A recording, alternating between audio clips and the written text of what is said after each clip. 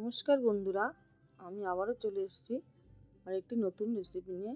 এখানে আমি আজকে তৈরি করব ফুলকপি পনির পরাঠা। আমি আগে একটা পাত্রে আমি 1 বাটি আটা নিয়ে নিয়েছি আর 2 বাটি আমি ময়দা নিয়ে নেব। আপনারা এটা আটা দিয়েও করতে পারেন। আর এখানে আমি পরিমাণ মতো নুন, চিনি, একটু সাদা তেল দিয়ে আমি ময়াম দিয়ে ভালো করে মেখে একটা সফট ডো তৈরি করে নেব।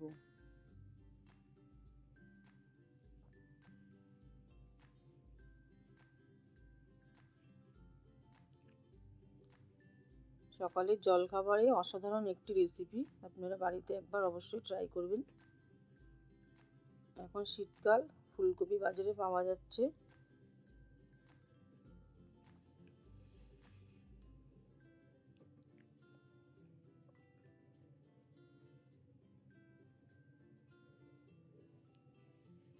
এবার আমি ময়ামটা ভালো করে মেখে নেব।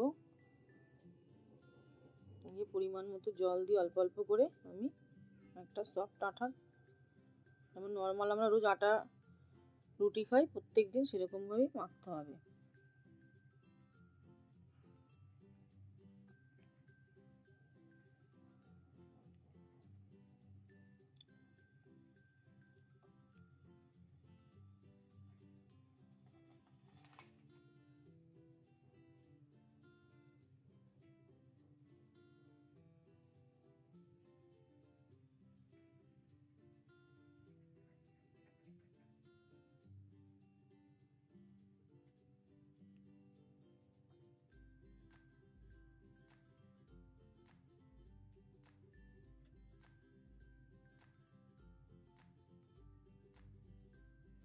আমার আটাটা ভালো করে মাখা হয়ে গেছে। এবার আমি আটাটা মেখে আধা ঘন্টা আমি রেস্টে রাখতে দেবো।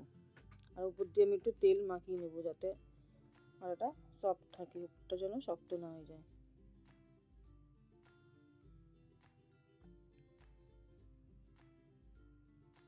আমি ঢেকে আধা ঘন্টা রেখে দিচ্ছি। এখানে আমি 150 গ্রাম পনির নিয়েছি। আর এখানে লাগছে একটা বড় সাইজের কুচি করে পেঁয়াজ, কিছুটা ধনেপাতা, কাঁচা লঙ্কা কুচি,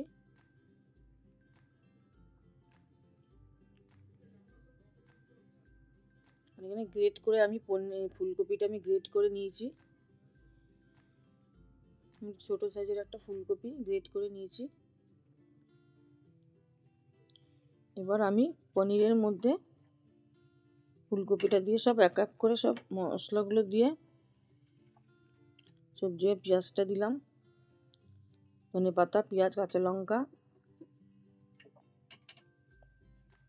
সব কিছু দিয়ে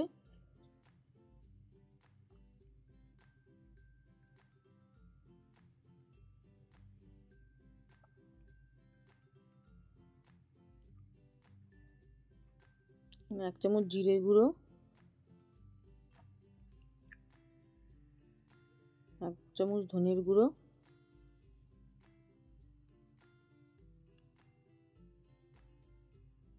হাফ চামচ হলুদ গুঁড়ো,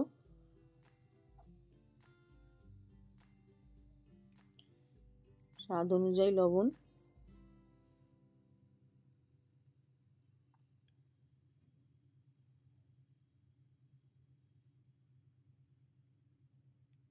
আর চাট মশলা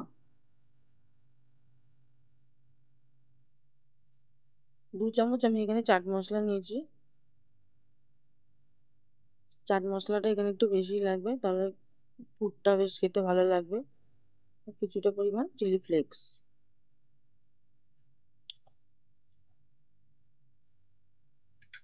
এবার আমি ডোটা আমি হাত দিয়ে ভালো করে মেখে নেব। বেশি চটকানোর দরকার নেই, হালকা হাতে এটা মেখে নিতে হবে।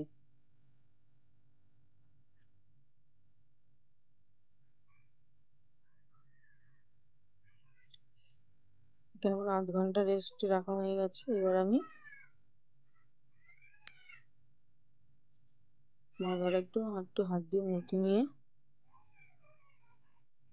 আমি লেচি করে নেব। আর এই পরোটার লেচিটা একটু বড় বড় করেই করব।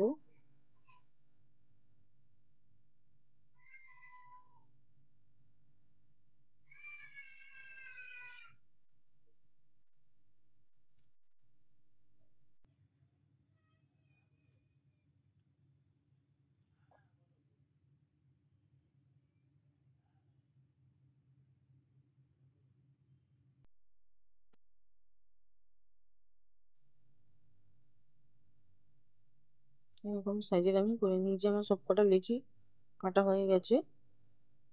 আপনারা যে যেরকম সাইজের করে নিতে পারেন। এখানে আমি একটু আটার গুঁড়ি নিয়েছি। একটু আটা মাখিয়ে লিচির মধ্যে এবার আমি একটা বাটির মতো শেপ তৈরি করে নেব। হাত দিয়ে ঘুরিয়ে ঘুরিয়ে চেপে চেপে আপনারা একটা বাটির শেপ তৈরি করে নেবেন। এবার আস্তে করে পুরগুলো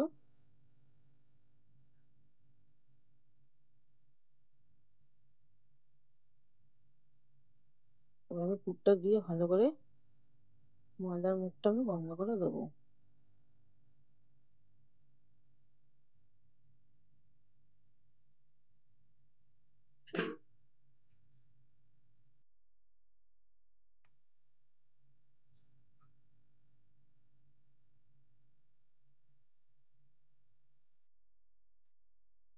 আমি এরকম করে সব কটা লিচি পুর করে নেব। আর একটা দেখিয়ে দিচ্ছি আমি।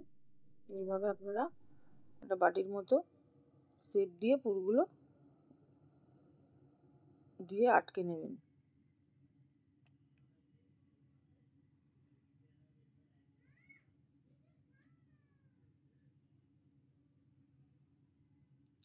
এই পরোটা একটু পুরটা বেশি করে দিলেই ভালো লাগবে।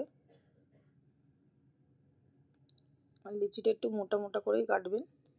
এই পরোটা একটু মোটা মোটাই ভালো লাগে।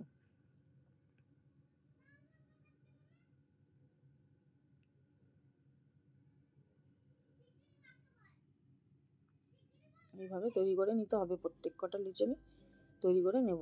আমার সব কটা লিচি তৈরি করা হয়ে গেছে। এবার আমি গ্যাসে একটা ফ্রাই প্যান বসিয়ে নিয়েছি। এখানে আমি সাদা তেল আর কিছুটা ঘি মিক্সড করে নিয়েছি। আপনারা চাইলে সাদা তেলও দিতে পারেন, এতে পরোটার ফ্লেভারটা ভালো আসবে। এবার আমি গোল করে পরোটাটা বেলে নেব।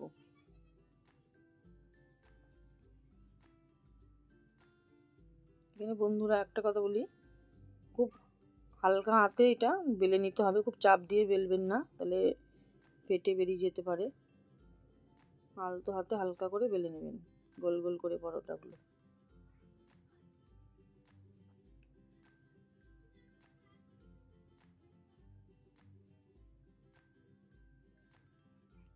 এইভাবে তৈরি করে নিতে হবে।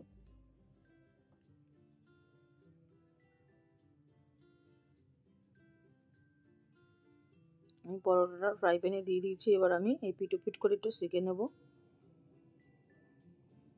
এখানে আর একটা পরোটা বেলে রেখে দিচ্ছি। এইভাবে প্রত্যেক কটা পরোটা বেলে নিতে হবে।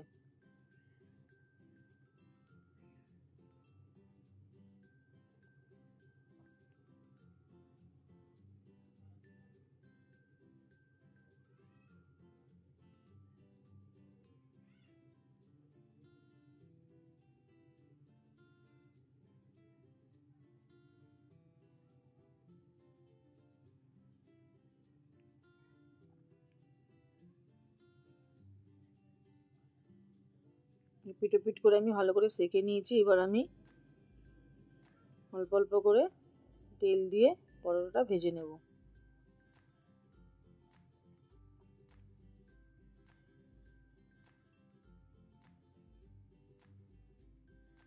অসাধারণ লাগে এই পরোটাটা। আপনারা প্লিজ বাড়িতে একবার ট্রাই করবেন। এই পরোটাটা আচারের সাথে এমনকি শুধু শুধু খেতেও ভালো লাগে।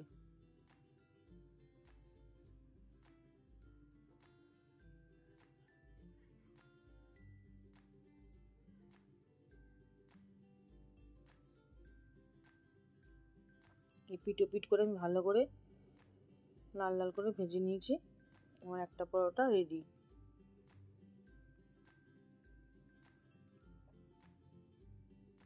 আমি আর একটা পরোটা ভেজে নেবো এবার।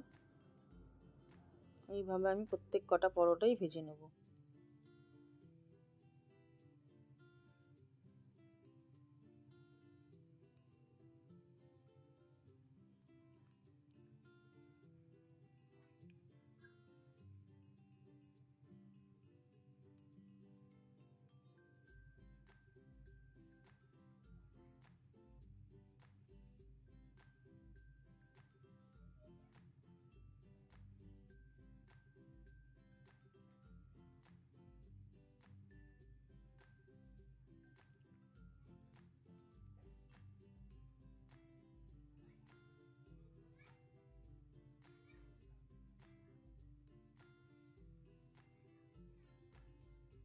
দেখুন আমার পরোটাগুলো সব আমি একটা একটা করে তৈরি করে নিয়েছি।